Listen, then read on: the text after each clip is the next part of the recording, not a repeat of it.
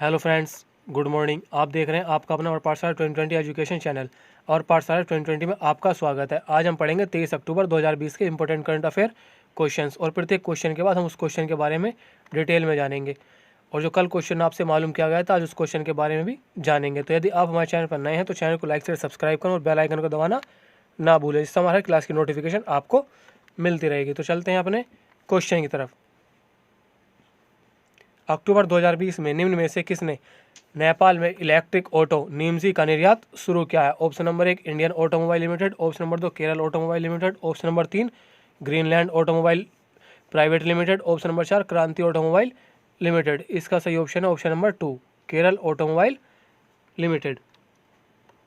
सार्वजनिक क्षेत्रों के उपक्रम केरल ऑटोमोबाइल लिमिटेड KAL ने नेपाल को इलेक्ट्रिक ऑटो निमजी का निर्यात शुरू किया है। ई ऑटो का निर्माण कॉल द्वारा केरल में अपने कारखानों में किया गया है। ई ऑटो निमजी की 25 यूनिट को पहले चरण में नेपाल को निर्यात किया जाएगा, जबकि राज्य नेपाल में और 500 यूनिट बेचने की उम्मीद कर रहा है। निमजी ऑटो में सिंगल चार्ज में 80 से 90 किलोमीटर का माइलेज है। नेपाल की राजधानी है काठमांडू और मुद्रा है नेपाली रुपया। चलते हैं अपने नेक्स्ट क्वेश्चन तरफ। जम्मू और कश्मीर उच्च न्यायालय के मुख्य न्यायाधीश गीता मित्तल ने अक्टूबर 2020 में पहले पारिवारिक न्यायालय का उद्घाटन कहाँ किया है? Option number 1 Udhampur, option number 2 Jammu, option number 3 Srinagar, option number 4 Anantnag. इसका सही ऑप्शन है ऑप्शन नंबर 3 श्रीनगर। जम्मू और कश्मीर उच्च न्यायालय के मुख्य न्यायाधीश गीता मित्तल ने 20 अक्टूबर 2020 को श्रीनगर में केंद्र शासित प्रदेश के पहले पारिवारिक न्यायालय का उद्घाटन किया है। पारिवारिक न्यायालय की स्थापना का उद्देश्य न्यूनतम औपचारिकताओं के साथ पारिवारिक कानून के मामलों में त्वरित न्याय और सस्ती राहत सुनिश्चित करना है। भारत में पहले पारिवारिक न्यायालय 1985 में राजस्थान राज्य में स्थापित किया गया था। चलते हैं अपने नेक्स्ट क्वेश्चन तरफ। देश के 29 राज्यों में से एनीमिया मुक्त भारत इंडेक्स 2020 में हरियाणा का स्थान क्या है? ऑप्शन नंबर 1 पहला, ऑप्शन नंबर 2 तीसरा, ऑप्शन नंबर 3 दूसरा, ऑप्शन नंबर 4 चौथा। इसका सही ऑप्शन है ऑप्शन नंबर 1 पहला। देश के 29 राज्यों में से हरियाणा को एनीमिया मुक्त भारत AMB सूचकांक में शीर्ष पर रखा गया था। पूरे भारत में एनीमिया के प्रसार को कम करने के लिए स्वास्थ्य और परिवार कल्याण मंत्रालय और यूनिसेफ की एक पहल एनीमिया मुक्त भारत शुरू की गई है। वर्ष 2019-20 में पहली बार राज्य में 93% टीकाकरण प्राप्त किया गया था। हरियाणा के मुख्यमंत्री मनोहर लाल खट्टर, राज्यपाल सत्यदेव नारायण आर्य। चलते हैं अपने नेक्स्ट क्वेश्चन तरफ। बिजली उपभोक्ता सेवा पोर्टल मो विद्युत और उसके मोबाइल ऐप को किसने लॉन्च किया है? Option number 1 Mamata Banerjee, option number 2 Yogi Adityanath, option number 3 नवीन पटनायक, ऑप्शन नंबर 4 नरेंद्र मोदी। इसका सही ऑप्शन है ऑप्शन नंबर 3 नवीन पटनायक। ओडिशा के मुख्यमंत्री नवीन पटनायक ने एक विद्युत उपभोक्ता सेवा पोर्टल मो विद्युत और इसका मोबाइल ऐप भी लॉन्च किया है। यह राज्य के लोगों को कुशल, समयबद्ध और पारदर्शी ऑनलाइन सेवाएं प्रदान करेगा। उपभोक्ता घरेलू सामान्य प्रयोजन और निर्दिष्ट सार्वजनिक परियोजना जैसे सिंचाई, पंपिंग आदि के लिए 5 किलोवाट तक के नए बिजली कनेक्शन से संबंधित सेवाओं का लाभ उठा सकेंगे। ओडिशा के मुख्यमंत्री नवीन पटनायक, राज्यपाल है गणेशी लाल। चलते हैं अपने नेक्स्ट क्वेश्चन तरफ। अक्टूबर 2020 में बेनू क्षुद्रग्रह सतह को निम्नलिखित में से किस संगठन के अंतरिक्षयान ने छुआ? Option number 1 ISRO, option number 2 NASA, option number 3 DRDO, option number 4 ईसा। इसका सही ऑप्शन है ऑप्शन नंबर 2 नासा। नासा के एक अंतरिक्ष यान ने 20 अक्टूबर 2020 को बेनू क्षुद्रग्रह की बीहड़ सतह को छुआ। इसमें हमारे सौर मंडल के जन्म के समय की चट्टानों का एक नमूना उठाया। लोकविहीन मार्टिन द्वारा निर्मित मिनीवैन आकार के ओसिरिस RX अंतरिक्ष यान ने अपने 11 फुट के रोबोटिक हाथ को बेनू के उत्तरी ध्रुव के पास बजरी के एक सपाट पेंच की ओर बढ़ाया और चट्टानों के नमूने लिए। नासा का मुख्यालय वाशिंगटन DC यूनाइटेड स्टेट में। संस्थापक हैं ड्वाइट D आइज़नहावर। स्थापना हुई 1 अक्टूबर 1958। चलते हैं अपने नेक्स्ट क्वेश्चन तरफ। भारत में किस महीने से इजराइल दूतावास का एक अलग वाटर अटैच होगा? ऑप्शन नंबर 1 दिसंबर 2020, ऑप्शन नंबर 2 जनवरी 2021, ऑप्शन नंबर 3 नवंबर 2020, ऑप्शन नंबर 4 दिसंबर 2021। इसका सही ऑप्शन है ऑप्शन नंबर 2 जनवरी 2021।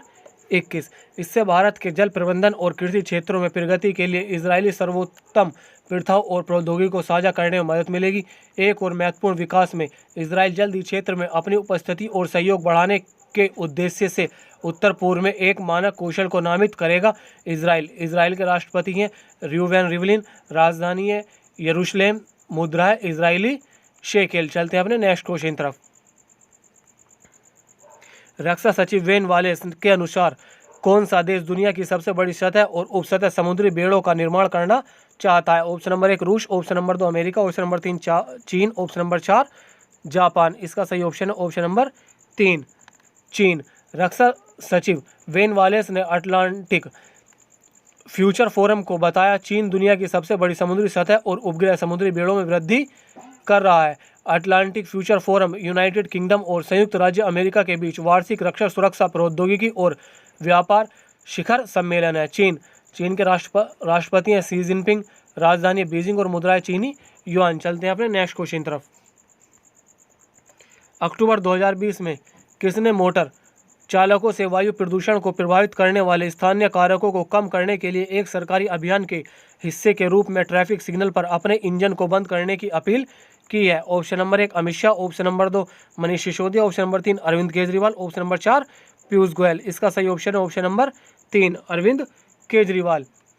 दिल्ली के मुख्यमंत्री अरविंद केजरीवाल ने मोटर चालकों से राजधानी में वायु प्रदूषण को प्रभावित करने वाले स्थानीय कारकों को कम करने के लिए एक सरकारी अभियान के हिस्से के रूप में ट्रैफिक सिग्नल पर अपने इंजन को बंद करने की अपील की है। पर्यावरण मंत्री ने प्रदूषण पर लगाम लगाने के लिए रेड लाइट ऑन गाड़ी ऑफ अभियान शुरू किया है। इंजन को बंद करके प्रदूषण को 15 से 20% तक कम किया जा सकता है। चलते हैं अपने नेक्स्ट क्वेश्चन तरफ। निम्नलिखित में से कौन अक्टूबर 2020 में पुनः पूर्ण लॉकडाउन लगाने वाला यूरोप का पहला क्षेत्र बन जाएगा? इसका सही ऑप्शन है वेल्स। ये क्वेश्चन वो जो कल आपसे मालूम किया गया था। चलते हैं अपने नेक्स्ट क्वेश्चन तरफ। निम्नलिखित में से किसने ग्लोबल एयर 2020 की रिपोर्ट प्रकाशित की है? ऑप्शन नंबर 1 प्योर अर्थ, ऑप्शन नंबर 2 पर्यावरण स्वास्थ्य केंद्र, ऑप्शन नंबर 3 स्वास्थ्य प्रभाव संस्था, ऑप्शन नंबर 4 उपरोक्त में से कोई नहीं। इसका सही ऑप्शन है ऑप्शन नंबर 3 स्वास्थ्य प्रभाव संस्थान। 2019 में प्रदूषण ने जीवन के पहले महीने में 1,16,000 से अधिक भारतीय शिशुओं की मृत्यु में योगदान दिया। स्वास्थ्य प्रभाव संस्थान HEI द्वारा प्रकाशित ग्लोबल एयर 2020 की वार्षिक रिपोर्ट के अनुसार वायु प्रदूषण अब सभी स्वास्थ्य जोखिमों के बीच मृत्यु का सबसे बड़ा जोखिम कारण है। रिपोर्ट में दक्षिण एशिया देशों में उच्च आउटडोर वायु प्रदूषण की चल रही चुनौतियों पर प्रकाश डाला गया है। चलते हैं अपने नेक्स्ट क्वेश्चन तरफ। Lanka premier league LPL franchise Kandy Tuskers को किस अभिनेता के परिवार द्वारा खरीदा गया है? Option number 1 Saif Ali Khan, option number 2 Salman Khan, option number 3 Ranveer Singh, option number 4 Shahrukh Khan. इसका सही ऑप्शन है ऑप्शन नंबर 2 सलमान खान।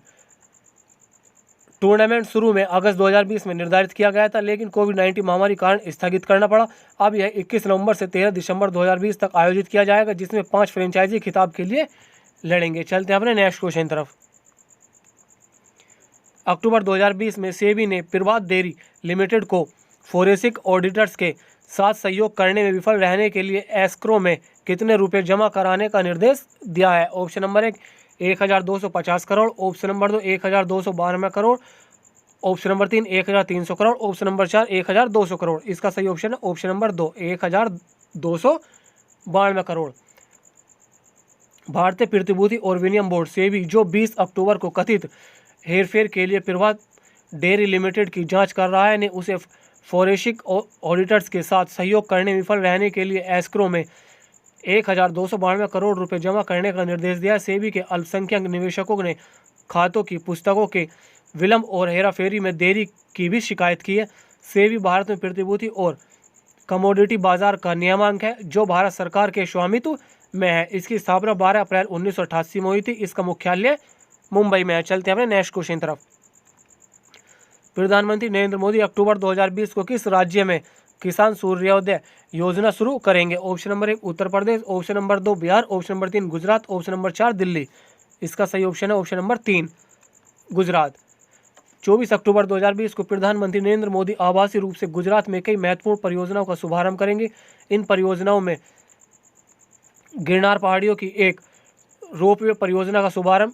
गिर सोमनाथ, पाटन और दाहोद जिले में किसानों को दिन के समय बिजली प्रदान करने के लिए किसान सूर्योदय योजना का शुभारंभ आदि शामिल है। ये सुविधाएं 470 करोड़ रुपए की लागत से पूरी हुई हैं। गुजरात के मुख्यमंत्री विजय रूपानी, राज्यपाल हैं आचार्य देवव्रत। चलते हैं अपने नेक्स्ट क्वेश्चन तरफ। स्वास्थ्य मंत्रालय के एक बयान के अनुसार अक्टूबर 2020 के मध्य में कोविड-19 के लिए भारत में मृत्यु दर है। Option number 1.51%, option number 2 1.78%, option number 3 1.28%, option number 4 1.92%। इसका सही ऑप्शन है ऑप्शन नंबर 1.51%। स्वास्थ्य मंत्रालय ने सूचित किया है कि वैश्विक स्तर पर भारत प्रति मिलियन जनसंख्या में सबसे कम मामले दर्ज कर रहा है। लगातार गिर रहे मृत्यु दर के साथ जो वर्तमान में 1.51%, भारत सबसे कम कोविड-19 मृत्यु दर वाला देश भी है। वर्ल्डोमीटर के अनुसार भारत की कोविड-19 सूची 77 लाख की संख्या पार कर चुकी है, जबकि मरने वालों की संख्या 1.16 लाख है। चलते हैं अपने नेक्स्ट क्वेश्चन तरफ। अक्टूबर 2020 में सोलोमन द्वीप के लिए भारत के अगले उच्चायुक्त के रूप में किसे मान्यता दी गई है। Option number 1 Anandiben Patel, option number 2 Nirupama Rao, option number 3 Sushil Kumar Singhal, option number 4 Salman Haider. इसका सही option option number 3 Sushil Kumar Singhal. Sushil Kumar Singhal 2000 batch के भारतीय विदेश सेवा के अधिकारी सोलोमन द्वीप के लिए भारत के अगले उच्चायुक्त के रूप में चुने गए। विदेश मंत्रालय द्वारा जारी एक आधिकारिक बयान के अनुमान श्री सिंघल पोर्ट मोरेस्बी में रहेंगे। वे वर्तमान में पापुआ न्यू गिनी के स्वतंत्र राज्य में भारत के उच्चायुक्त के रूप में कार्यरत हैं। चलते हैं अपने नेक्स्ट क्वेश्चन तरफ। अक्टूबर 2020 में केंद्रीय मंत्रिमंडल ने किस वर्ष के जम्मू और कश्मीर पंचायती राज अधिनियम के अनुकूलन को मंजूरी दी है। Option number 1 1980, option number 2 1989, option number 3 1993, option number 4 1981। इसका सही ऑप्शन है ऑप्शन नंबर 2 1989। केंद्रीय मंत्रिमंडल ने जम्मू और कश्मीर पंचायती राज अधिनियम 1989 के अनुकूलन को मंजूरी दे दी है। यह कदम जम्मू कश्मीर में देश के अन्य हिस्सों की तरह जमीनी स्तर के लोकतंत्र के 3 स्तरों को स्थापित करेगा। यह केंद्र शासित प्रदेश के लोगों को अपने प्रतिनिधियों को वार्ड सभा या वार्ड मजलिस, ग्राम सभा या हल्का मजलिस और जिला विकास समितियों को चुनने की अनुमति देगा। चलते हैं नेक्स्ट क्वेश्चन तरफ। अक्टूबर 2020 में नरसिम्हा रेड्डी का निधन हो गया। वह किस राज्य के पहले गृह मंत्री थे। इस क्वेश्चन का आंसर आप सभी लोगों को कमेंट बॉक्स में देना है। और यदि आपको हमारी क्लास अच्छी लगी तो क्लास को लाइक शेयर सब्सक्राइब करें। तो आज की क्लास यहीं पर समाप्त होती है। मिलते हैं कल को नेक्स्ट वीडियो में।